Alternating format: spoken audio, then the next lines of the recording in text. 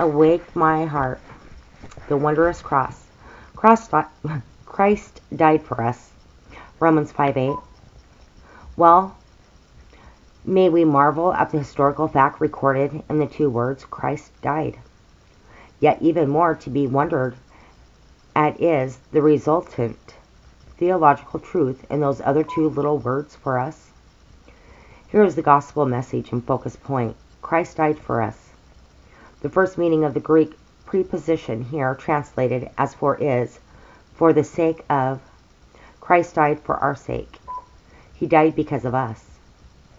He was not just a martyr, sealing his testimony with his own blood,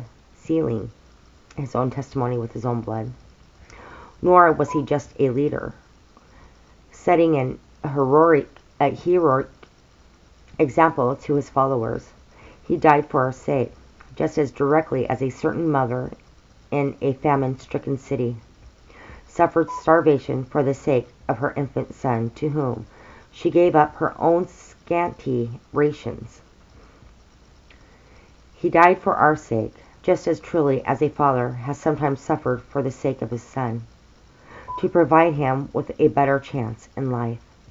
Yes, just as directly Jesus died for us, because he loved us in a far higher and sublimer sense than any earthly mother or father ever loved.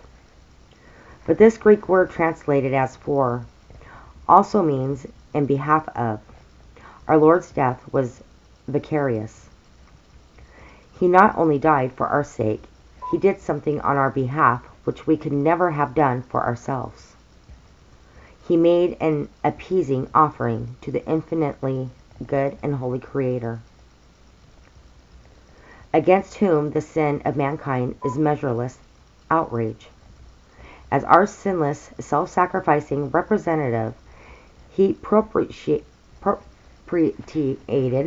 the offended divine righteousness, thus magnifying the divine law and honoring it on our behalf. Isaiah 42:21.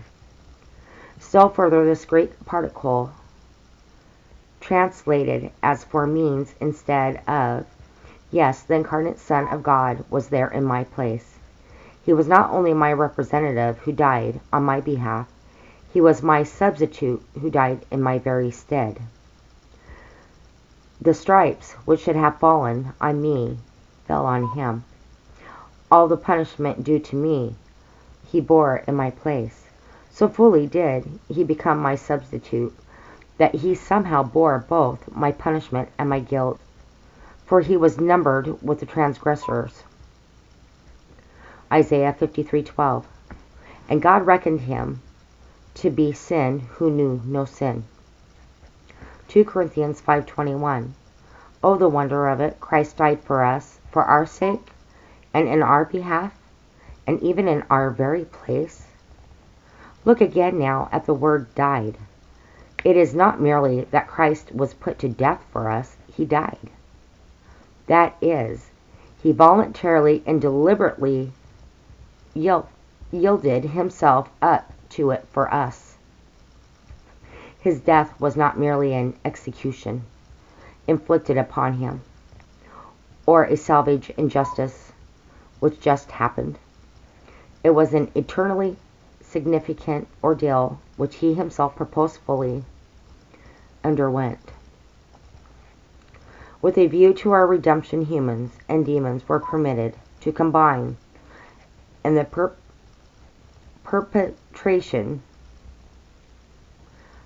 of the nefarious crime, but the omniscient Trinity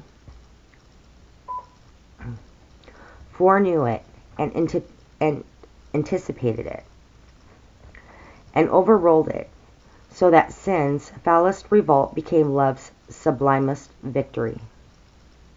Yes, he died.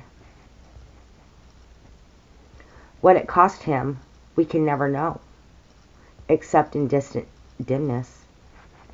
But the enormity of anguish involved in bearing the damning weight of human sin. From the beginning to the end of time, he knowingly determined bear such was his love for us.